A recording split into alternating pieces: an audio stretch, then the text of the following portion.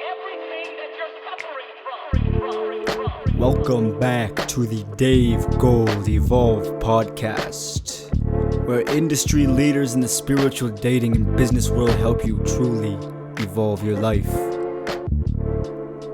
Now welcome to your host, Dave Gold.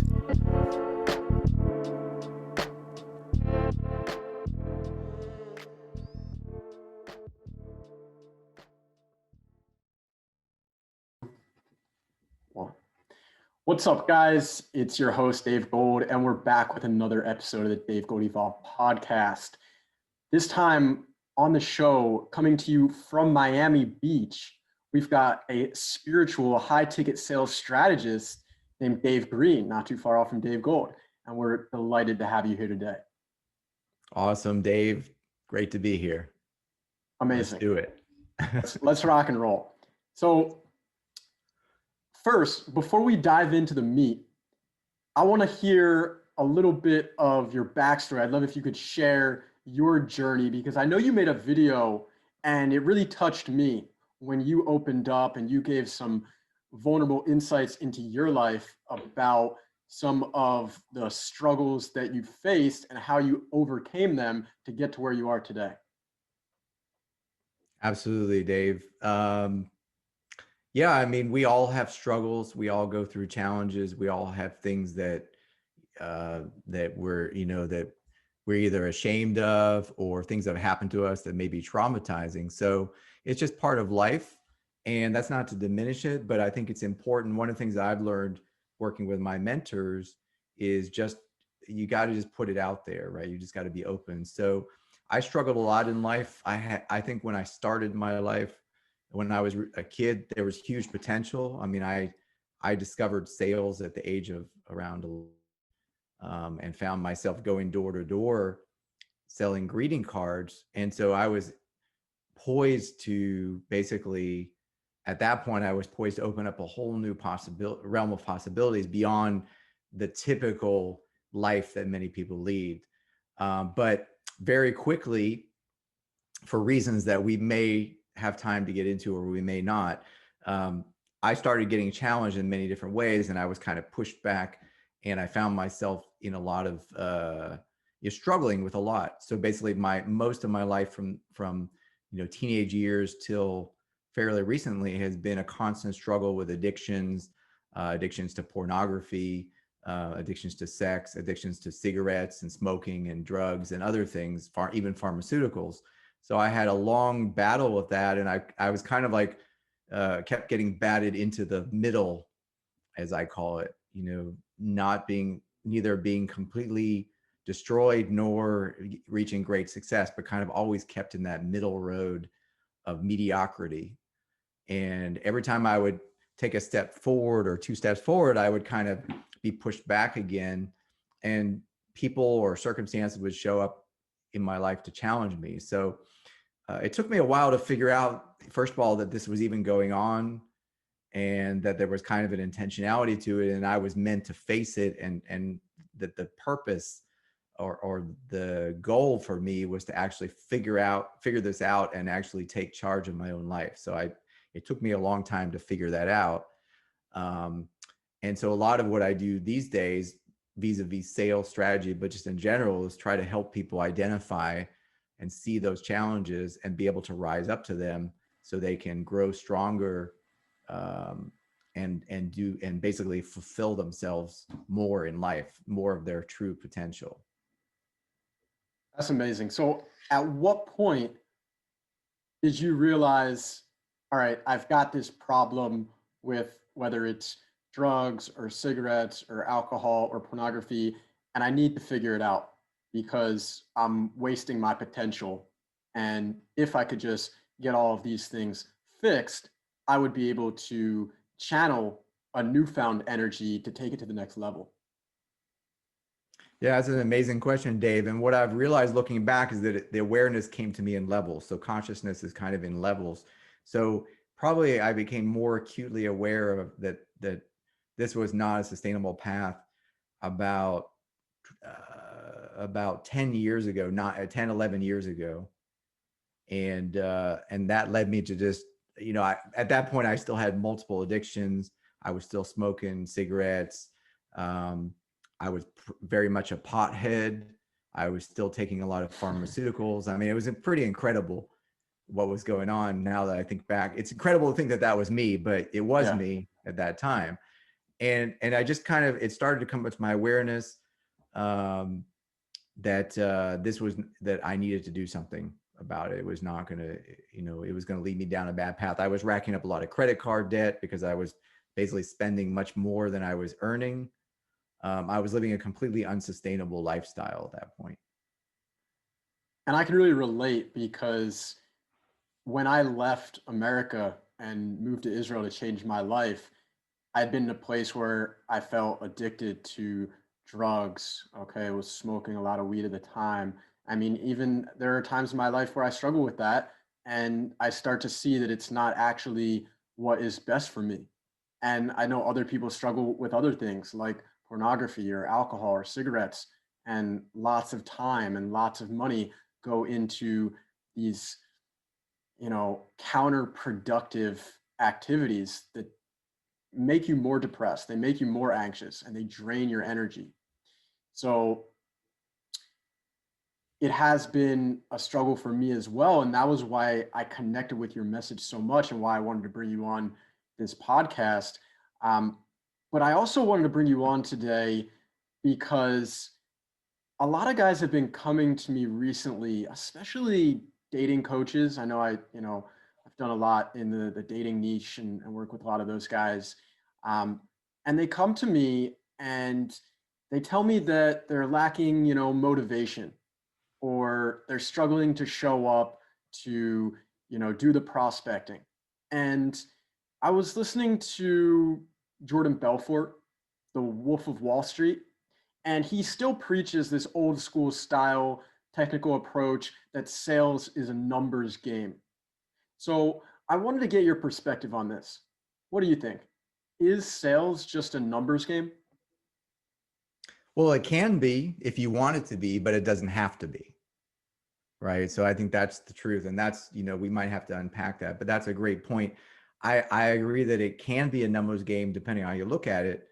But I would argue, and probably a lot of people listening to this would agree, that if they can make it not a numbers game, in other words, if they can beat the odds, so to speak, and have, create a strategy that's going to be much better than just numbers and odds, why not? And I think I have learned from my experiences that there are ways to do that. For example, one of my clients, we're closing at almost 40% in October. And we weren't before that. And I can see exactly what we had to do to change. So it's the same business, the same person, the same offer. It hasn't changed significantly, month to month, but yet the closing rate jumped up, almost doubled in 1 month. And I can, looking at what we've done together, we can see that it's because we don't think it's just a numbers game. It's because we take certain actions and we implement certain strategies as part of the whole overall picture in order to put everything more, to create more of a favorable outcome. So we take charge of everything, basically. Mm-hmm. Taking responsibility instead Taking full of responsibility and taking action accordingly. Mhm. And it's just interesting. I want to hear more about you talked about the dating coaches that you were talking to. I definitely want to explore that more. It's an interesting topic. Yeah. And you also mentioned protecting, they don't have the energy, or protecting energy. So I think there's a lot we can talk about that too. I think that these things are all connected, basically. And this is something that I've even had certain guys reach out to me and say, how can you be teaching both dating and business at the same time? But it's so super connected. And when it comes down to it, a lot of it is just, how do you position yourself? How do you market yourself? How do you sell yourself? It doesn't matter whether you're selling yourself in a relationship, in a romantic, in a love kind of situation, or whether you're selling yourself in a business situation where you're trying to network, okay, or bring on new clients or create those really positive relationships that are going to generate wealth. So I've seen the correlation, and then I've broken it down to, if you can market yourself effectively, Okay, bring out your best, most authentic self, and at the same time, feel enough. Show up with self love, show up with courage and compassion to serve, okay, rather than just to take, but to give, that you will have abundance. That abundance may be different for each person. Each person may define success in a different way. But if you want to understand how to maximize your happiness and your peace in your life, it's not going to be through the perfect 10. It's not going to be through sleeping with thousands of women or making millions of dollars unless there's a purpose behind it, unless there's a reason why you're doing it to actually better society, to actually give back, to actually create a better life for yourself and for others. Absolutely. It's that deeper purpose is super important. And relationships are relationships. So whether it's business or personal, it's all based on relationships. And that's why a lot of times, and you see some famous people like Owen Cook, he was very famous for many years teaching pickup and dating, but now he's transitioned more into marketing, lifestyle, business. It's a perfectly natural transition because the same skills and the same abilities and the same transformations that you can achieve to have a better experience in the dating and relationships is going to be the same thing, in a different dimension, but kind of the same for business and to reach more people. Because it's really about, like you said, it's about reaching a higher level of service. And I think you said something very interesting that I talk about in my blueprint. So I have a blueprint that's called 7 Steps to Skyrocket Your Sales. And I actually have it on my LinkedIn profile for free. So it's not something you have to buy or anything. You can just download it completely free. And basically, the first section, the first step of the 7 is you've got to get really clear on why you want to skyrocket your sales. Why is this important? So that could be translated to, why do you want to have a relationship? Why are you looking to improve your dating game? Why do you want to grow your business? What are you trying to achieve? Why is that important to you? Why does that get you getting out of bed in the morning, motivated to do that, motivated to show up on a podcast, for example, or to do whatever it takes to make it happen? So I think you hit the nail on the head. I think that's one thing that a lot of people are missing. And one of the first things that I look at when I'm looking to work with someone is I want to understand, why is that so important to you? What is your motivations? And you don't have to have the same motivations that I do. It's not about copying. You don't have to necessarily have the exact same motivations or desires or outcomes that I have, but it's important to have some kind of purpose or goal beyond where you're at, something that you're growing towards that's really important to you. Otherwise, it's going to be very challenging to do that. And the negative forces that we've alluded to, they're just going to drag you back. They're just going to hold you back because you don't have enough momentum or purpose or intention behind what you're doing. So you figured out your why. Now, what I want to talk about is your who. Who do you want to work with? Who do you want to be with? Who do you want to have these intimate relationships with? And a very common term that we use is qualification. And I know you've talked about the importance of qualification. And this is one of the most important steps in any kind of relationship that you're trying to foster. So, how do you qualify effectively so that you don't get into a toxic work or love relationship that could really set you back big time? Well, I look for the values. I look for the attributes in my clients and others, or those that I want to be with, that reflect the things that I value the most, and perhaps some things that I want to get better at, or that I value, or that I cherish. So it could be something as simple as authenticity. I value people who are authentic. So for me, who I work with is less about what industry they're in. I've worked with people in financial services, in coaching, consulting, relationships. I've worked with people in many different, vertical industries, technology. It's not so much about that. It's really about the values that they embody. So authenticity and truth and authenticity is a huge one. Respect and understanding, playfulness and, enjoying life. So in other words, it shouldn't all be all serious. It's got to be enjoyable. It doesn't mean that we're always in pleasure mode, because that would again lead back to seeking, constantly pleasure seeking and addictions. But there has to be a balance. So I like someone who has a balance of that kind of lightheartedness and playfulness and enjoying the finer and small things in life, and also hunkering down and getting the work done and being serious when it's appropriate. And also big goals. I value big goals because why not? I mean, the world is a huge place. There's huge potential. I want to be working with people who want to go big.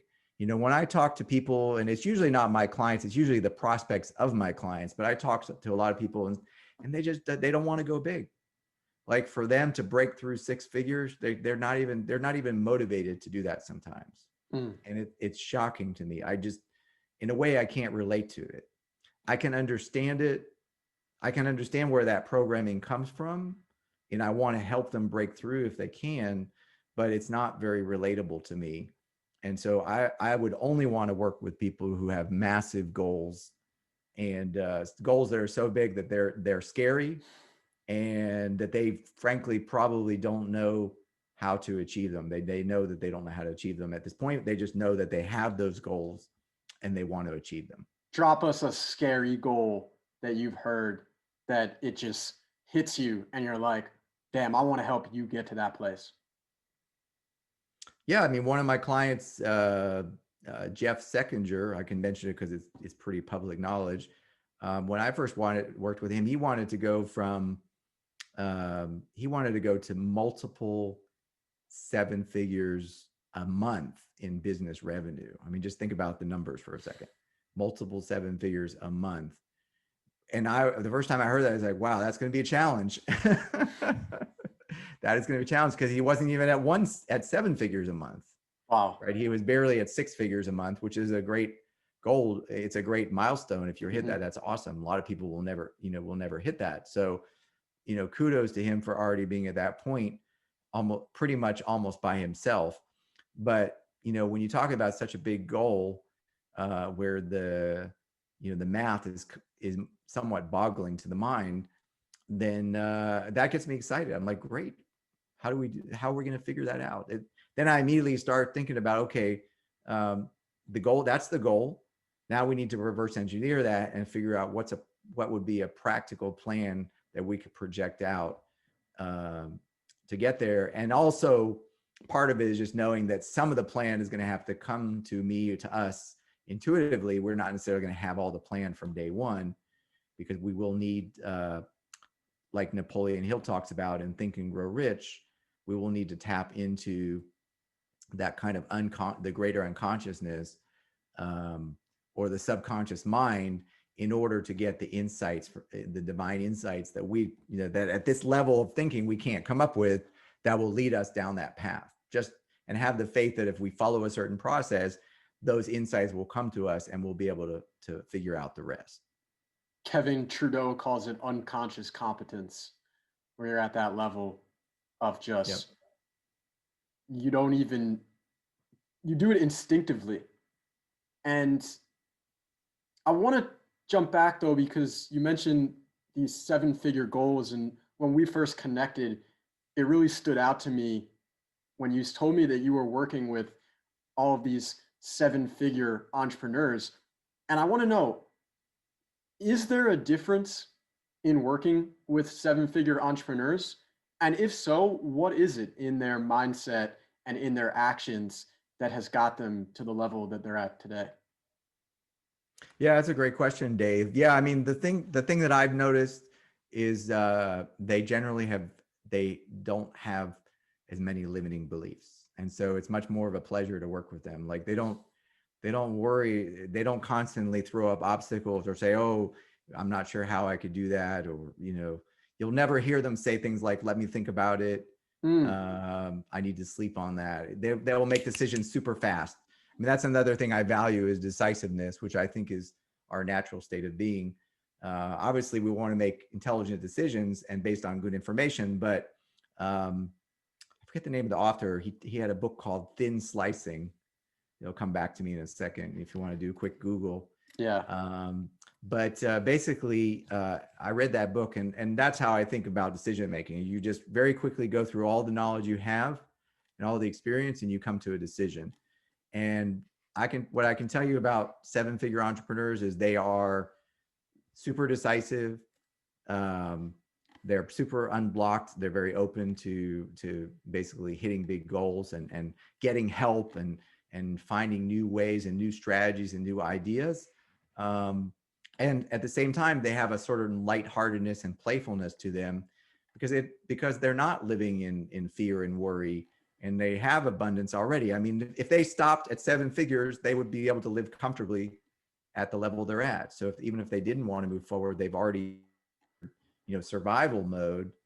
So it's just a pleasure to work with them. And if I can almost see how they can't even talk to some of the prospects anymore because they probably can't even fathom how somebody could think in a limiting way about their potential. I mean, it probably gets to the point where they just cannot comprehend why someone would think that they're not destined for greatness. What I'm getting in Google is Blink, The Power of Thinking Without Yep. Thinking by Malcolm Gladwell.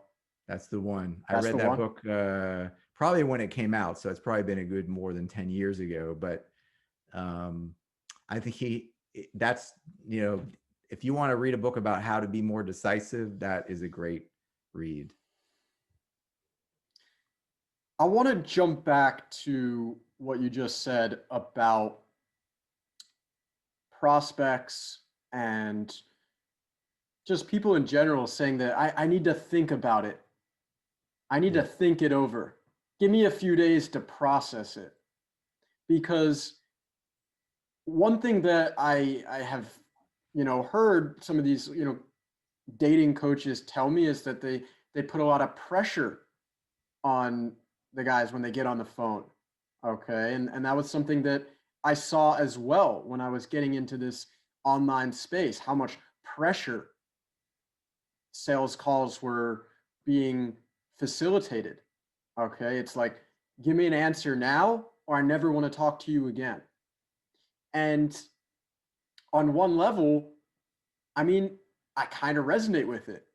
Most people, when they go to think about it, will think themselves out of something, even if it was best for them. So what's your kind of, approach or reasoning or logic behind this? Because I know you're getting more into spiritual sales.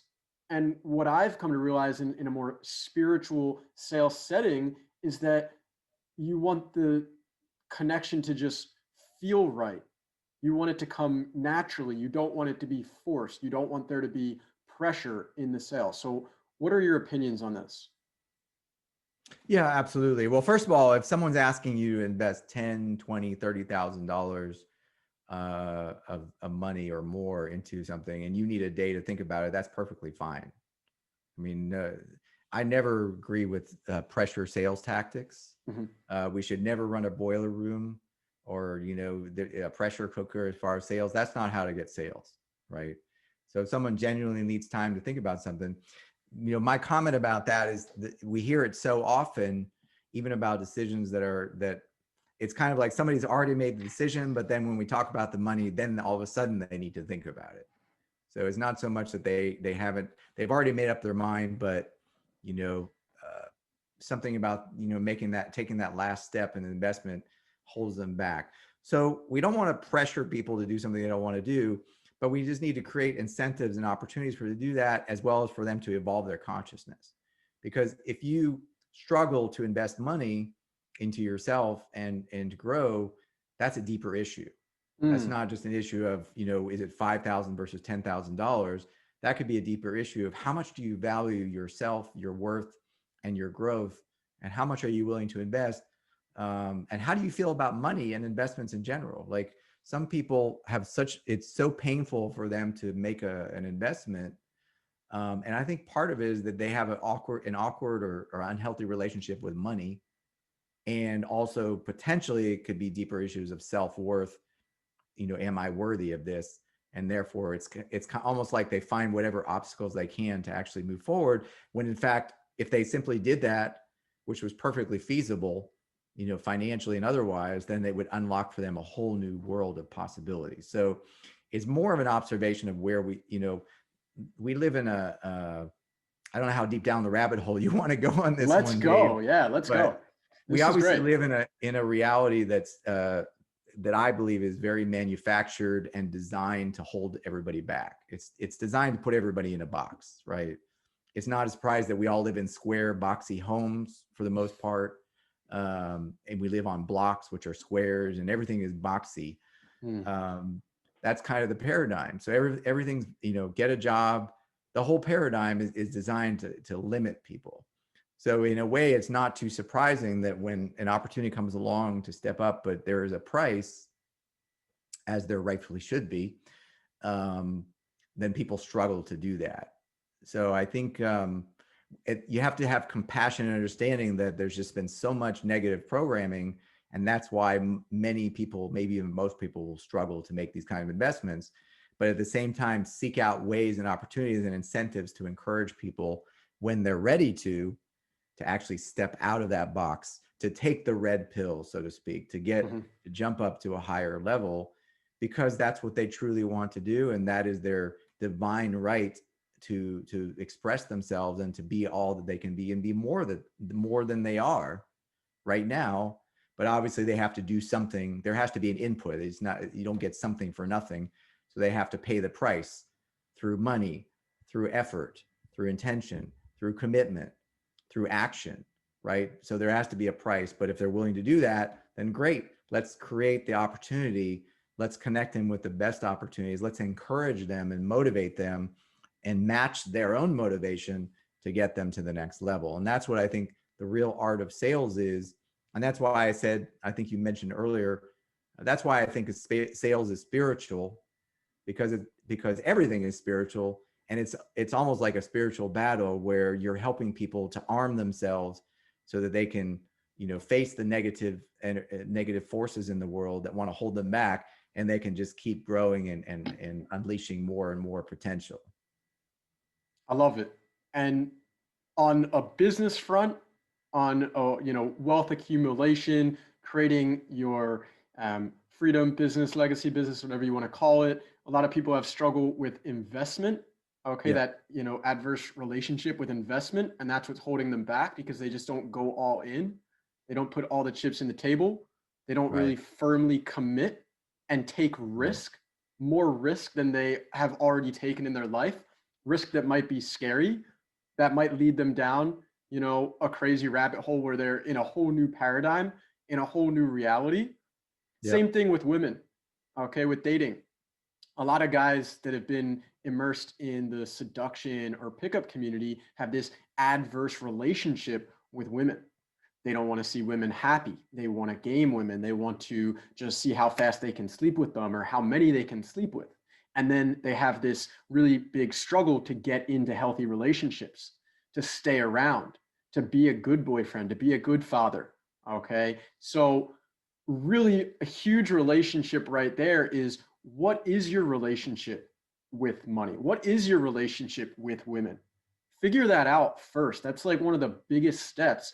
And if you're struggling with something like that, you need to get help, because if you do get the help, it will heal you. It will destroy whatever limiting beliefs you're holding on to, whatever paradigm you're living in. And you probably don't even realize the potential that you have. So many guys come to me and I look at them and I go, oh my God, you could be this great speaker. Okay. You could change women's lives. They would love to date you. You could start this business and heal others. And they go, really? I could do that? That's me? And I'm like, yes, that's you. But when we look in the mirror, it's not what we see sometimes. And that is the struggle, to really see it, to really believe it.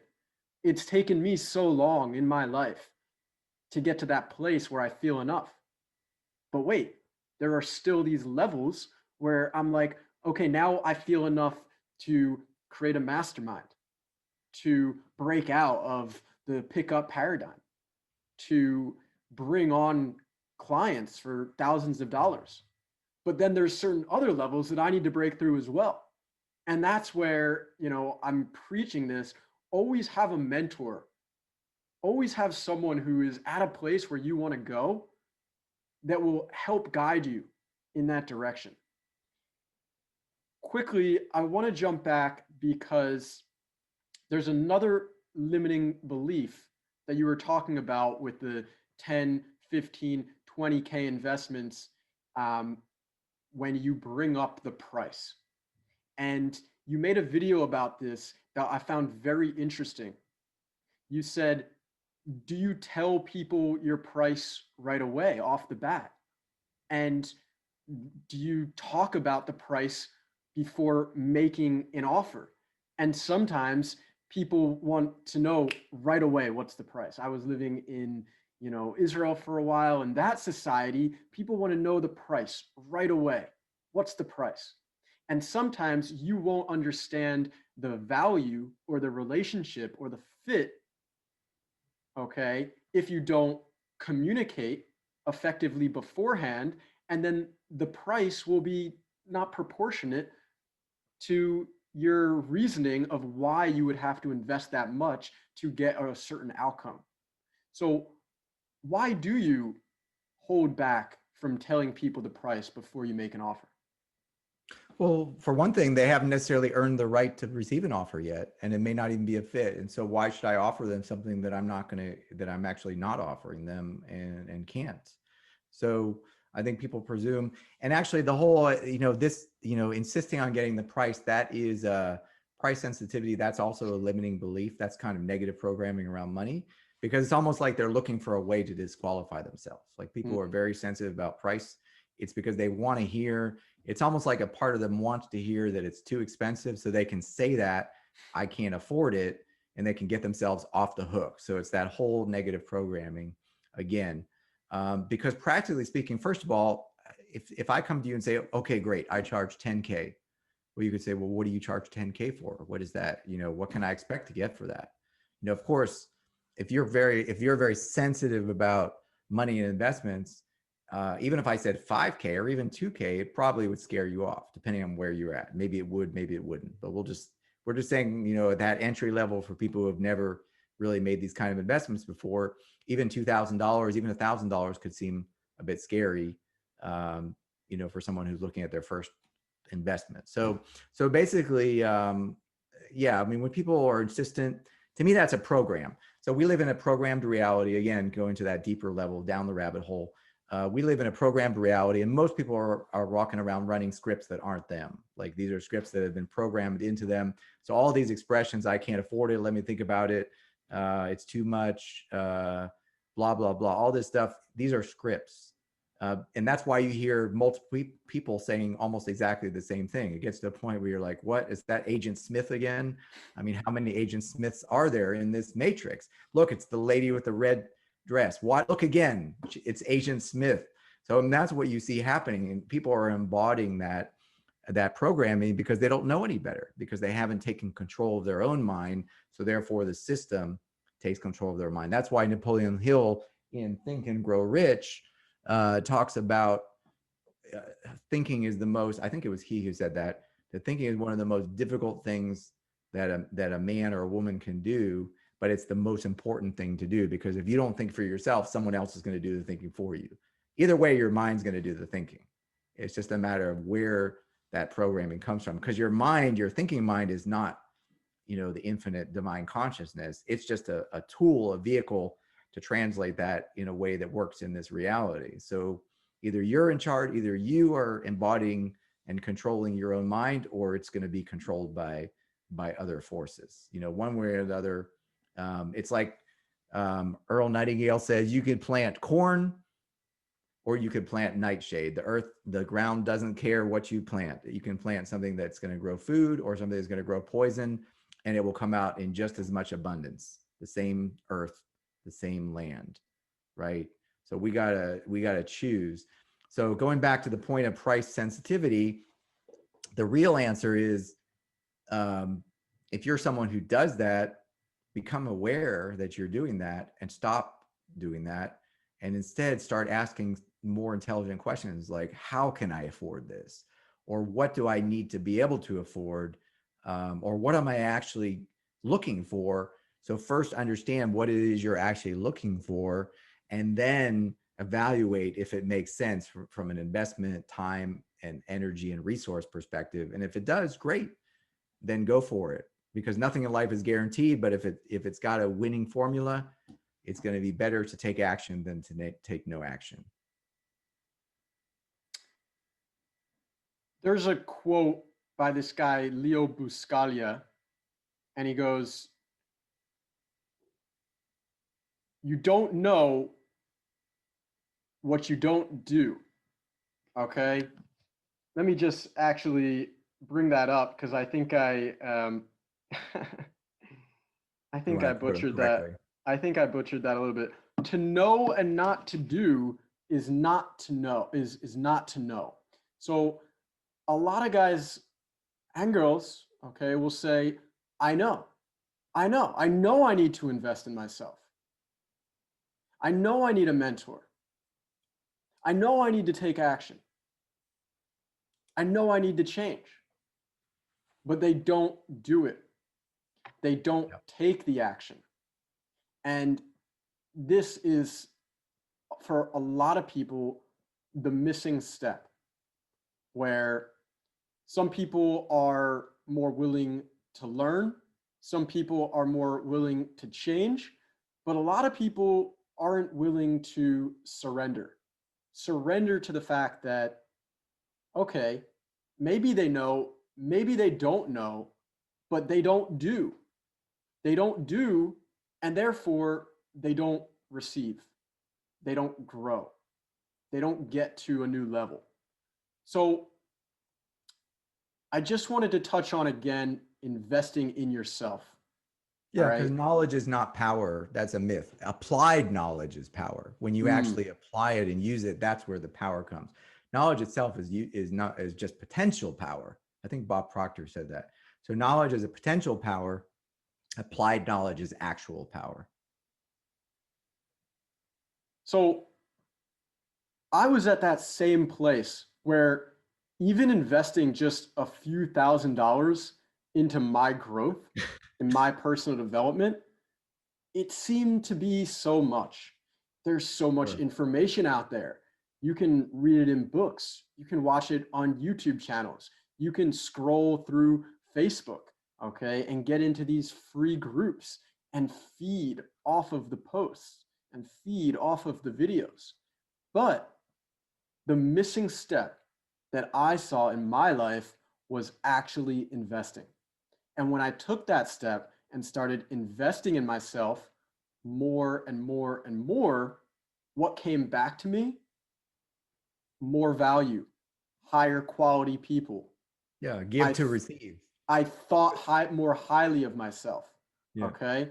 And it's actually something that I've been talking about the last few days with some really interesting people who I've realized that these people are givers.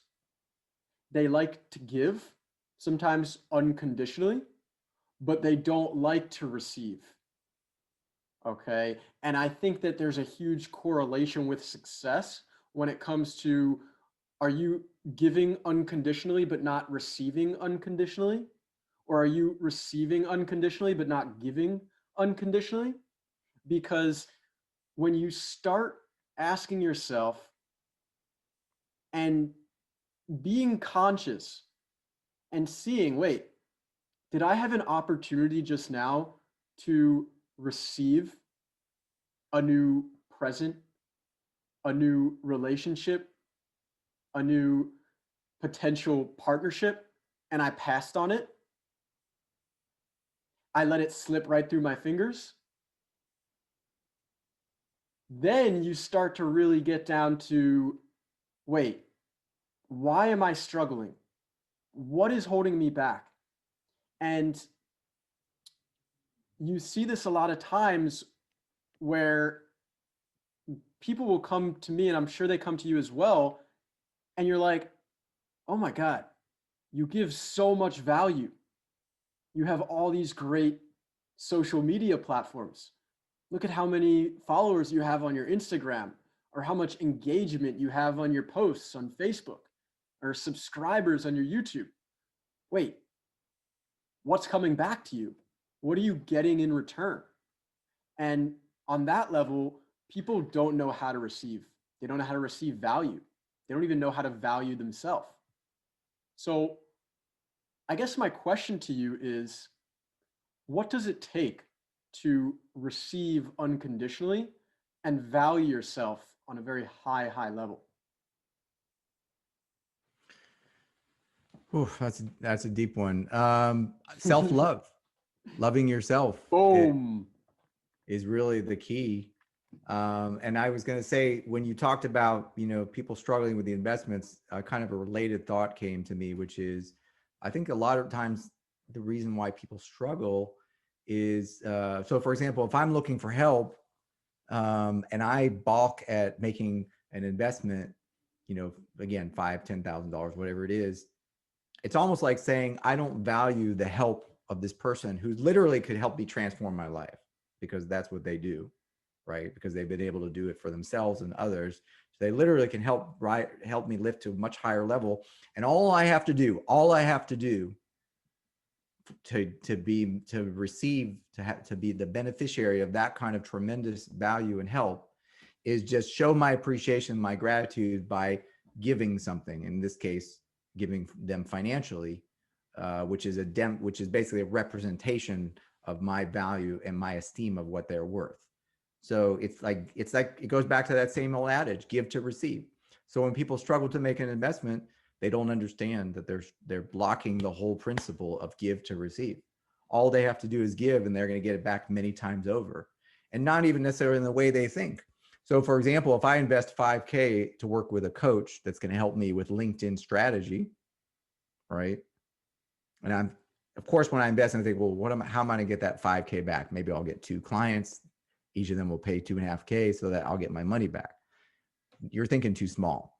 If you invest $5K to work with that coach, sure, you're going to get more clients. Absolutely. That's going to be a part of it, but you're going to level up. You're going to go rise to a much higher level of consciousness, which means the kind of money that's going to be coming at you from multiple sources, and it's always coming from multiple sources when it's flowing, is going to make that $5,000 that you gave graciously and of your heart to that coach in appreciation and gratitude for his willingness or her willingness to help you, is going to come back many, many times over. Give to receive. So when people struggle with making these investments, it's because they've completely lost sight of the principles, and they're holding on to that. Oh, I've got to hold on to that $5,000 because it's so much money, and they lose out, and they're so. Well, I can do it on my own. I can just go and I can figure that information out on my own. I can get free resources. I don't need to pay. I don't need to invest in myself to get to that higher level. Sure. And then they never get there, and they always struggle. I mean, of course, you can always get value. There's always some value available for free. It's not like you can't learn anything. In fact, you can learn some of the most amazing principles you can learn for free. But at some point, if you do want to go faster, if you want to learn from the masters, then you need to pay the price, which is showing your gratitude. To me, it's all about showing my gratitude and appreciation. Why would I not want to pay someone, potentially thousands of dollars, if they're literally going to help me transform my whole life, both financially and otherwise? It makes no sense at all why it would not be that way. But again, there's all this programming, and we are literally programmed to block. These are universal principles at work. So these are, they talk about law of attraction, law of vibration, things like that. These things are always working, just like gravity. They're always working. Whether you believe it or not, whether you think about it or not, it's not like you can say, you know what, gravity, that's a stupid idea. Well, today we're not going to have gravity. Everything's going to float around. It's just funny because I get you on the podcast and you're one of the most high value, sales specialists that I've come across. And what do? You do like the masters, you break it down to the foundation. Okay. Yep. And the people that are most successful that I've realized, all right, the ones that preach at the highest level are the ones that preach the foundation. They get the foundation and they don't Yep. try to overcomplicate things. Okay. With that being said, we have all of this shiny object syndrome, okay, Yep. and all of these distractions with notifications and new prospects and this and that. So, how do you protect your time and energy and focus throughout the day and throughout the week so you don't get, caught up in something or lose sight of what you had on your to-do list and your goals for the day and for the week?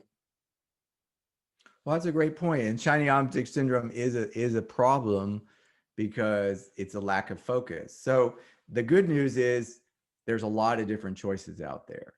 And I believe in the blue ocean strategy. Again, there's a book talks about that. Blue ocean, the idea is that there's no need for competition because there's always plenty of opportunities. I think it just boils down to making a choice of who you want to work with at this point in time and sticking to that until you some certain outcome. And then down the road or later on, if you want to work with someone else to complement that, that's awesome. I mean, it's not about limiting yourself in totality, but at any given time, since we do have a limited time per day, if you want to go farther, if you want to experience more growth, I always recommend going deeper. So whoever you decide to work with, whatever coach or consultant or mentor or program, go all in on that. If you're going to do it, be 100% in, right? That's what I do. So I don't try to do 10,000 things at the same time. There are other programs that I do hope to get to. And once I finish what I'm working on, there's always something else that I want to be doing. And I'll never, that's the great thing about life. You'll never run out of opportunities to learn ever, as long as you have that desire. But focus, because if you don't actually implement what you're learning, then it goes back to that idea of just being potential power, not actual power from implementation. So things do take time to implement. It is going to have to sink in, and you want to enjoy it. Who's going to enjoy a program if you're rushing through it and are doing 5 things at the same time? How can you possibly enjoy that? That'd be like trying to watch 5 different movies at the same time and flipping around between them. It'd be ridiculous. You would, at some point, this is the stupidest idea ever. I don't even know what's going on. And you would just give up on all 5. You probably would stop watching all 5 of them because you'd get so frustrated. So it's kind of like that with shiny object syndrome. Stop putting your focus here, there, and everywhere. Focus on one thing at a time, or 2 things at a time, whatever your bandwidth is. Get that done well. And then sure, if you want to take more courses, life is a never-ending journey of learning. So you will always have new opportunities to learn, new people you can learn from, new experiences you can have. That's great. But stay focused and implement. Go deep on whatever you're working on. That's what I do. Beautiful. Dave, you have another 10, 20 minutes to continue? Yeah, I think about maybe 20 minutes on the top end. Absolutely. Okay, cool. So we got 3 more questions. And the first one, we're going to break down why a lot of guys, quote unquote, suck at sales. Okay. Why they suck at sales, whether it's in their professional life or why they suck at selling when it comes to a dating and a romance and a relationship standpoint. Yeah. Honestly, the way that you broke it down on one of your videos was great, and we're gonna run with it, okay? Because a lot of those points are correlated to both fields. All right. You said number 1, detach from the sale. Okay. So become free of the outcome, basically, become present. Yep. Number 2, being willing to show up. So in my, understanding of that, that's actually taking the action, actually opening the, the girl that you see, or, sending the message when you match with the girl on Tinder or you see someone that you really like, all right, or that you really want to work with, reaching out to them, Okay. Then you said throwing away the script, which is so, so important. You know, when I first got started, it's like, what's the sales script? Okay. What are the things that you need to say to the girl? When in reality, what you really want to do is you want to get to a place where it's authentic, where it's real, where it's vulnerable, where you are willing to lose her just because, okay, or lose the sale just because you were real with that person. And if it didn't work out, it didn't work out because it was real. And then the final one that you said was caring more and showing that you care. Okay. And this is so, so huge. When you don't show that you care, whether that's through presence, whether that's through actually appreciation or gratitude for that person, okay, well, eventually they're not going to show gratitude or appreciation to you, and they're not going to want to stick around. So I love the way you broke that down. Is there anything you want to add onto why a lot of, you know, guys and gals are struggling with sales? Yeah, that's a great point. And I do remember that video that you're talking about, and I'll probably continue to create more content around that because there's in any one of those topics we could go in pretty deep. I would say it's hard to say if it's just one thing, but I guess if there was one thing I would say that most people struggle at is they still think of sales as just how do I make more money? Like they still think of it, they come at it from the financial perspective. And the truth is sales can be very lucrative when you're good at it. And there's a reason, because again, money flows in the opposite direction of the gift. So if you're actually helping people to unlock the next level in their life, which obviously could create much abundance and opportunities, then you will be well rewarded for that financially. So sales actually can be one of the most lucrative professions, or is one of the most lucrative professions in the world. But the problem is when we go into it thinking about the money too much and not about the service, because sales is not just chasing the money, it is service, just like any other profession, just like any other work that we do. Even relationships are a form of service, because if you're in a relationship just for yourself, man, good luck with that. Unless you're in a relationship with a robot or an android, it's going to be a tough ride for both of you. It's going to be toxic. It's going to, you know, that narcissism coming out.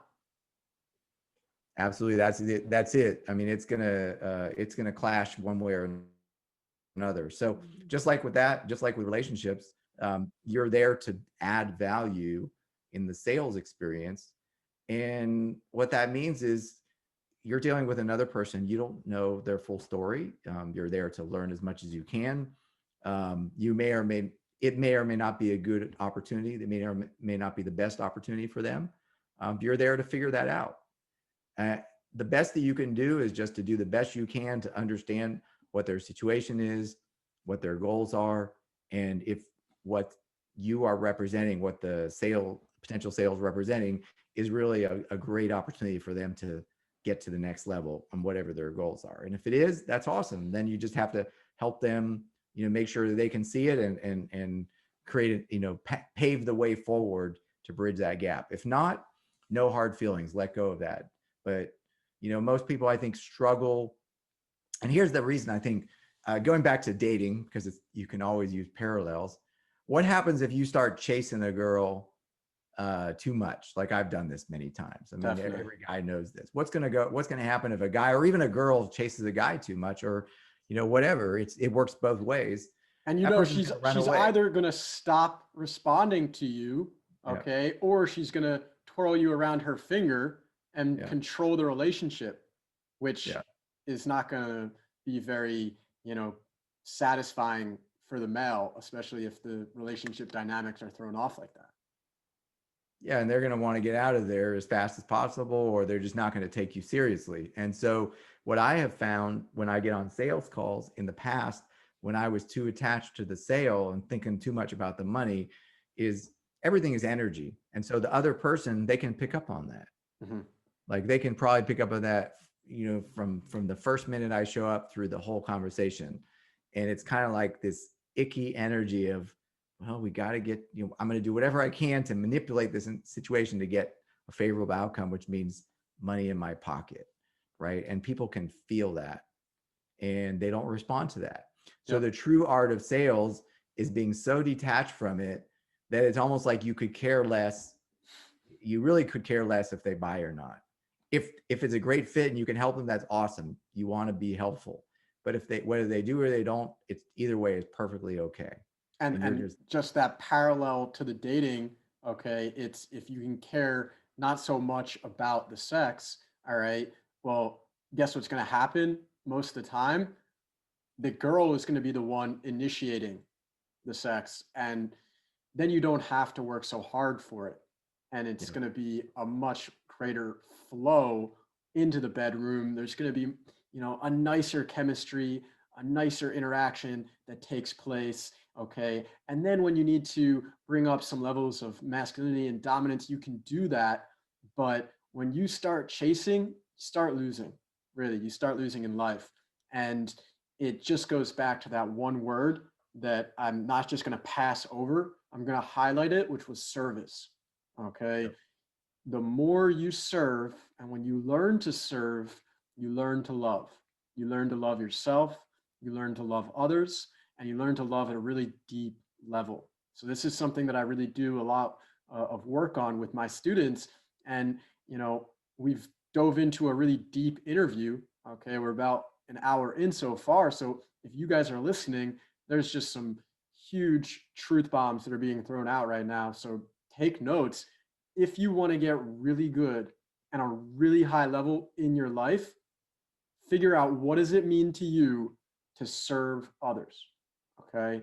And when you can figure that out, you unleash and unlock a whole new reality. With that being said, we got 2 more questions. And I want to ask you this. I'm sure that not every day you wake up with lots of motivation and inspiration to show up and, do the marketing and the prospecting and the sales calls or whatever you need to do. And I'm bringing this up because someone really close to me, is feeling this way right now. And I know that it's a struggle for some people at times to show up, to find the motivation, okay, to be consistent. So what do you do when you don't feel good, but you need to show up and you need to make things happen? That's a great question. So I think there's a tactical response and a strategic response to that.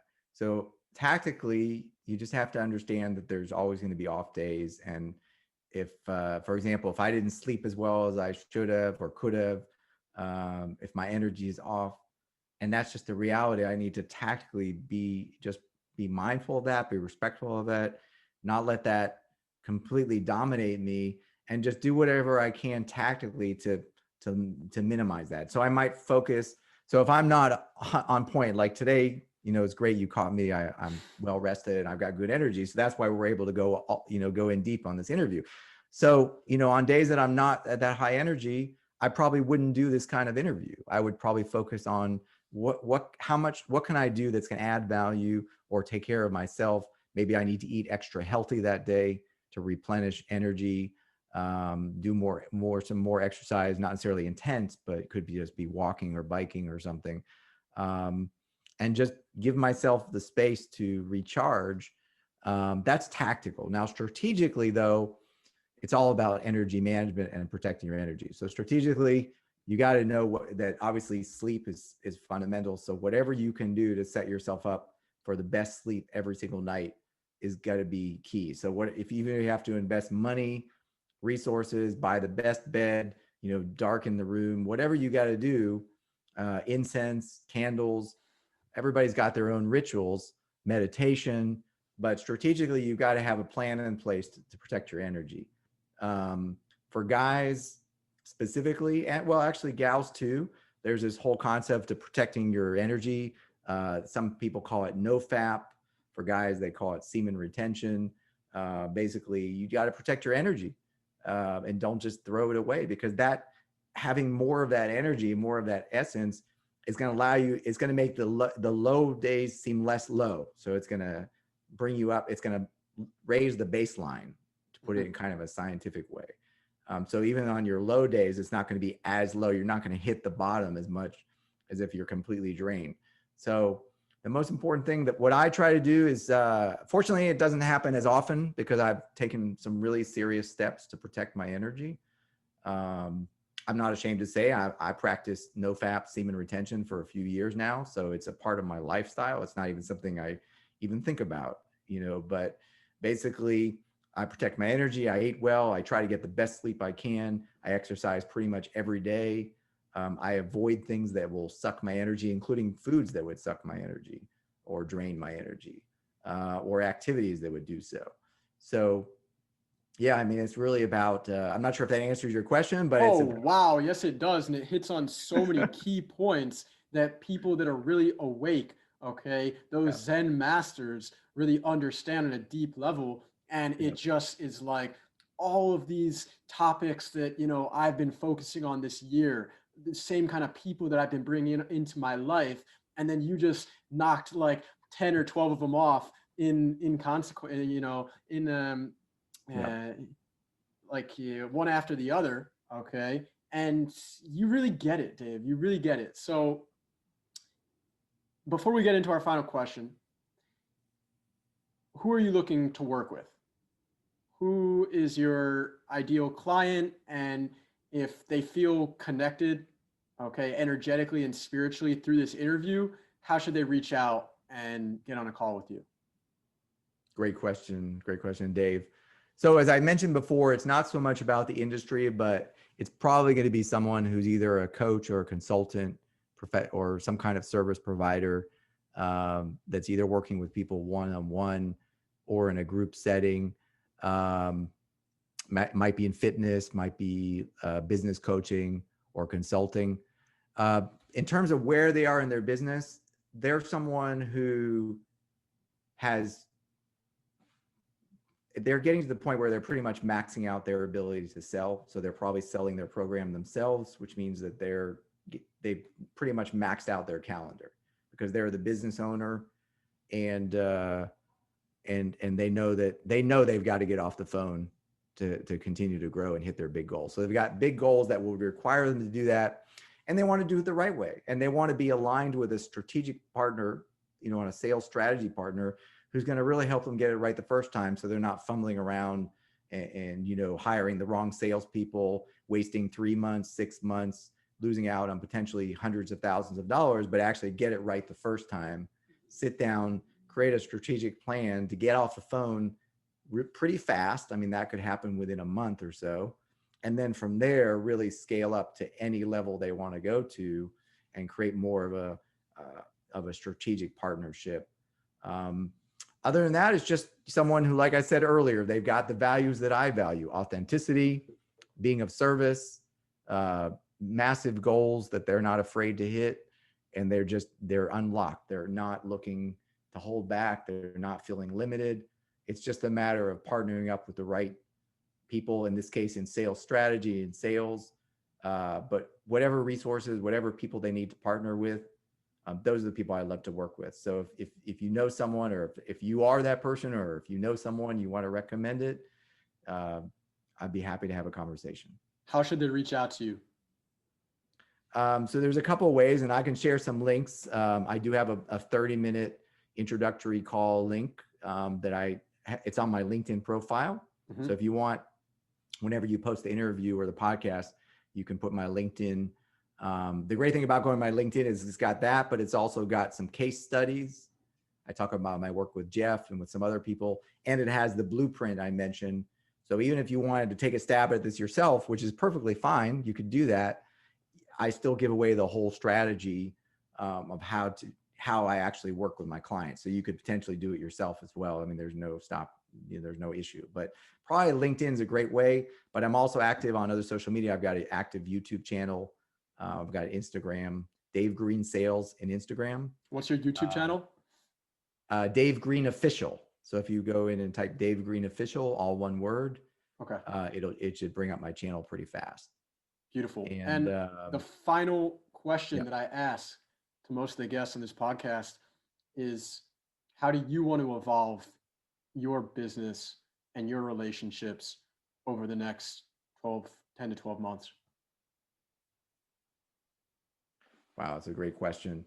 I feel like I'm just stepping into my authority, and I want to solidify that. I want to basically become more of an educator and create more of a platform of education around all the things that we've talked about, and build a foundation that allows me to have more of these kinds of conversations and create more content and educate more people around the spiritual side of sales. And then just in terms of the numbers, I'm very ambitious. Like we said, I'm not afraid of big goals. So a year from now, I want my business to be a multiple 7-figure, approaching 8-figure business. So I'm just going to lay it out there. It's a big, massive goal, but I'm ready to tackle that goal. Guys, we just consecutively knocked them off one at a time. Some just incredible topics, okay, and insights from a spiritual sales strategy specialist, Dave Green. And it has been a pleasure having you on the podcast today. Just a quick reminder that the only cost of the podcast is to like, comment, and share this with a friend if you gain value from this episode. So if you could do that, that would be greatly appreciated, so we can continue to have these type of interviews, these long form interviews that provide so much value to men and women who are looking to evolve their lives. So thank you so much, Dave. Thank you, Dave. And I'm happy to come back anytime. Feel free to invite me back if you want. Absolutely. All right. Talk soon. Peace.